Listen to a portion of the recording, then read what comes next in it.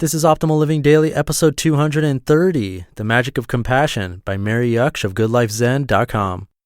Get ready to maximize your potential with Optimal Living Daily, the podcast that brings you the best in personal development and productivity every day of the week. Your optimal life awaits. Now here's your host, Justin Malik.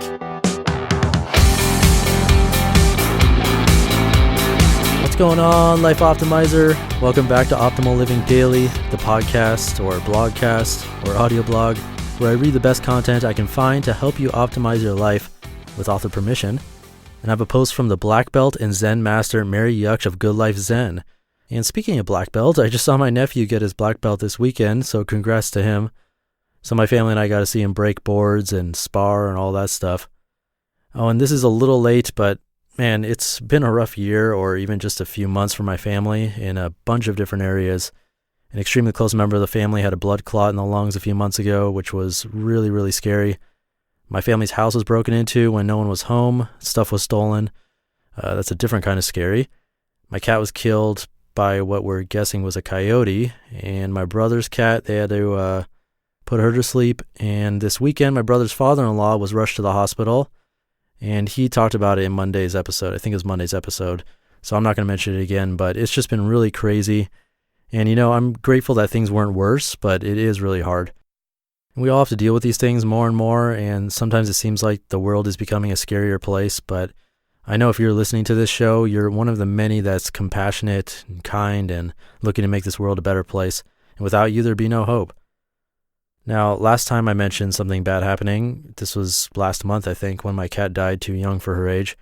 I got a lot of emails and support from you, but for my brother and his wife's family, really don't feel like you need to send a message or anything. Good thoughts would be great, and an awesome show of support is just to continue being the best you that you can be.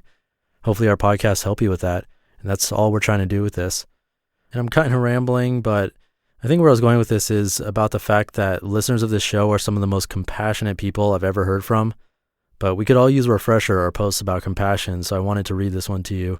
Hopefully you find it helpful as we start optimizing your life. The Magic of Compassion by Mary Jaksch of GoodLifeZen.com. Quote, "If we could read the secret history of our enemies, we would find in each person's life sorrow and suffering enough to disarm all hostility." Henry Wadsworth Longfellow. Compassion for our fellow human being is a cornerstone of many of the world's spiritual traditions. It is one of the great transformative human emotions because in showing compassion, we transcend the constraints of ourself and embrace a broader, more open-minded view of life that emphasizes human connectedness rather than individuality. This sense of kinship brings insight and healing both to ourselves and to the people toward whom we demonstrate compassion. The key to compassion is empathy. Without the ability to feel our way into how life feels like for others, we won't be able to respond with compassion. Here's how Fyodor Dostoevsky, the great Russian writer, described his experience of empathy.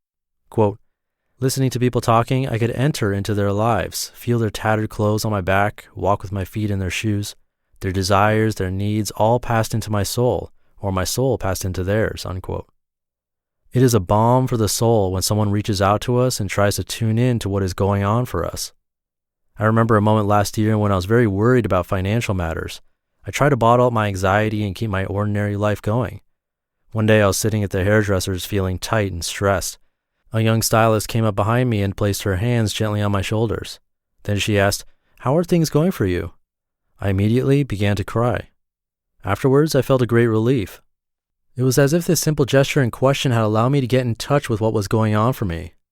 The difficulty is that we can't really know exactly what someone's experience is like.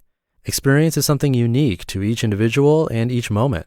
But if we let go of preformed ideas and allow ourselves to be open to what the other person may be feeling, we can get a sense of how they are. If our ultimate goal is to show compassion to everyone, we might assume that it'd be easy to start with the person closest to us, our partner. It's often easier to show compassion towards a complete stranger than toward the person we love most. When we see our partner suffering, we often respond with anxiety or frustration instead of compassion. This is because any suffering we see in our partner can trigger a fear of loss and a sense of helplessness in us. After all, our lives are intimately intertwined, and we can be sure that whatever suffering our partner is experiencing will impinge on our own life as well. All these uncomfortable emotions, such as fear and resentment, can get in the way of feeling compassionate toward our partner. And yet it's vital to practice compassion in a relationship because it is a path to forgiveness and can be a lifeline for your partner in times of grief and pain. Even in the most fortunate lives, there will be periods of grief and mourning when compassion will be required. If your loved one is suffering, you may find that you are pulled in two different directions. On one hand, you may feel an instinctive aversion to their anguish or pain and wish to turn away from it. On the other hand, you may find yourself wanting almost to embrace their suffering, to take on the burden and make it better for your partner. Think back to an occasion when your partner broke down in mental anguish, for example, on hearing of a bereavement, or endured severe physical pain. What was your response? If you find such suffering hard to face, remember that breathing, centering yourself through breathing, slowly and deeply will give you the strength to show your compassion when it is most needed. There's a Tibetan Buddhist practice that allows us to connect with our own suffering and that of others. It is called Tonglen. It is a way of awakening the compassion that is in each one of us, no matter how cold or unfeeling we might seem. Teacher Pema Chodron gives the following instructions. Quote, "We begin the practice by taking on the suffering of a person we know to be hurting and who we wish to help. For instance, if you know of a child who is being hurt, you breathe in the wish to take away all the pain and fear of that child.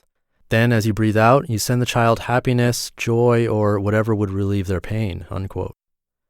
Tonglen reverses the usual logic of avoiding suffering and seeking pleasure, and in the process, we become liberated from a very ancient prison of selfishness. Compassion is not just a luxury that we can afford when our life is going well. To cultivate compassion and empathy is essential for the survival of our species.